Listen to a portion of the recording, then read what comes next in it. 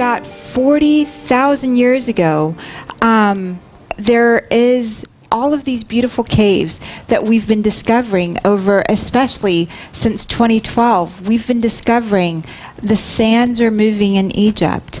Waterways have parted since the harmonic convergence of around 1987. Things have been happening, and more things that were not available before are now able to be seen by those that are living now.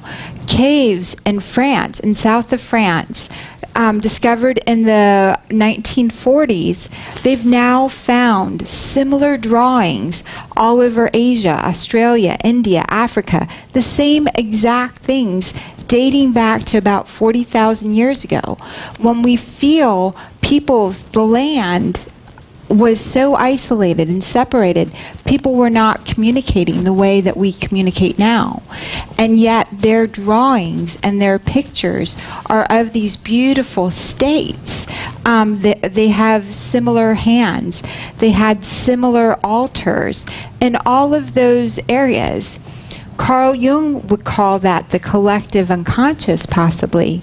That we were all tapping in and able to see our one consciousness, the collective. And others in caves, there was mention of purification processes in pictures. Shared, they purified themselves in such a way, and the people doing the drawings, they think, were shamans. And so we have known collectively for about 40,000 years about the in picture evidence in the papyrus in Egypt, all the herbs, all the medicines, all those are written about, and they're actually categorized on Wikipedia.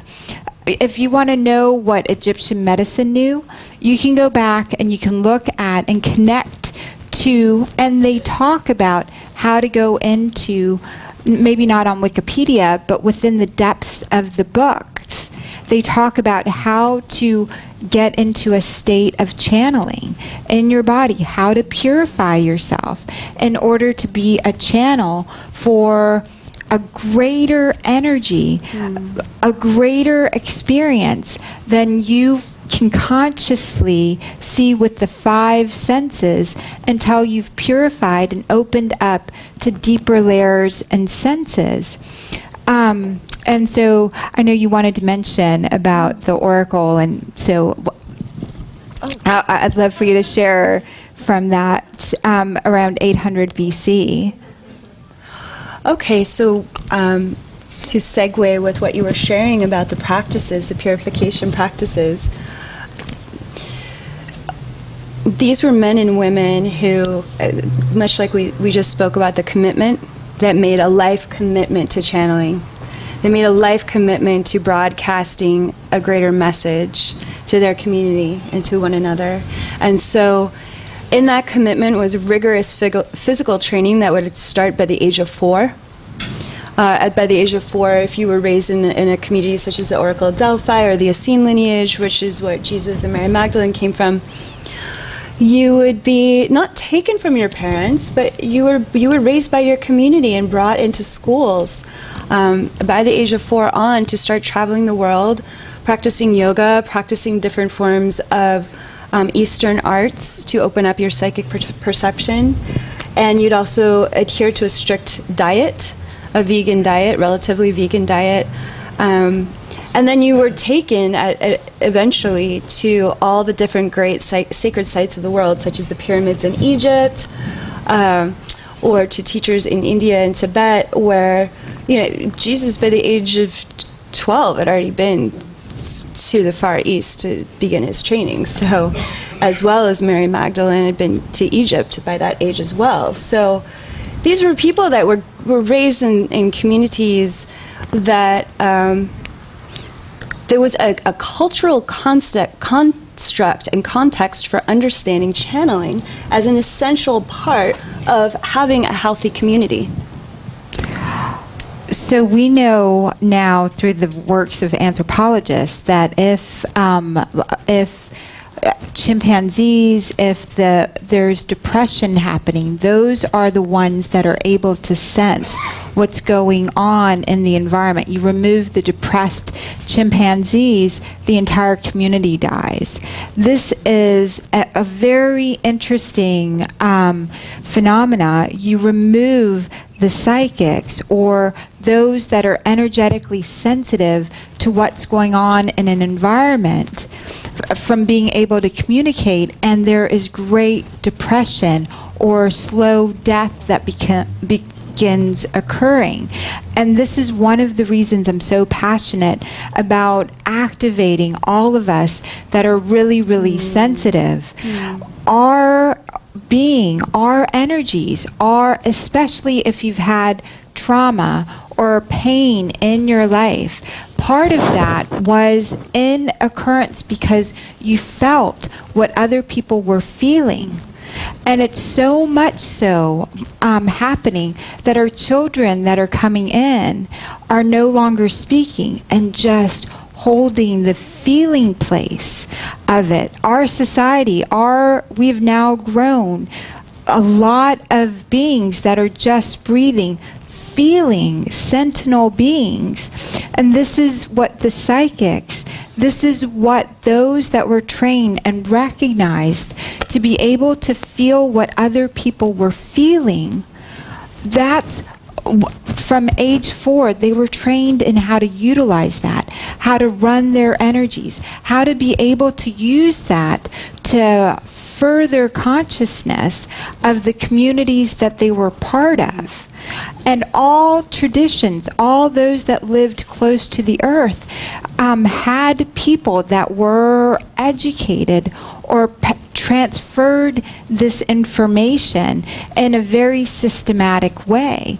And even now in our societies here, we have secret societies that hold this information.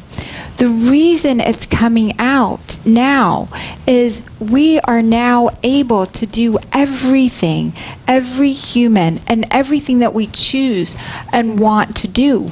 We no longer have to, for our survival as a humanity, have one person that's dedicated to this, one person that's dedicated to this, one person that's dedicated to this. We're able now to take on the energies of the, if we call Christ an ascended master, if we call the Buddhas that take on a light body, ascended masters or wise ones. We're now able to do all of that because we're now able to embody. We're able to have all of our physical needs met to such a level that we can take on the work of higher consciousness that we traditionally reserved for only those that were recognized pure. So the oracles of the past were older females that lived a blameless life. And they would sit and go through these processes that allowed for them to predict what was coming on. There were several energies around that with them being sensitive. So they were surrounded by crystals. They were surrounded by not having to work or worry about the physical needs in order to get and stay connected to the earth, to the energy, the flow of movement that was occurring.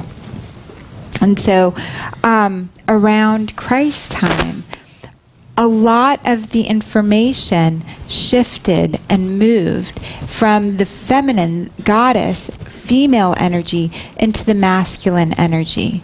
And we allowed, society allowed the transference of the energy of receiving to go into thrusting forward and creating from this very masculine space. And Nostradamus, Edgar Cayce, some of the best known channelers and psychics energy flowed through them, but were known, like Christ, to keep company with, and I'm just going to call it wiser women of blameless life. Mm-hmm.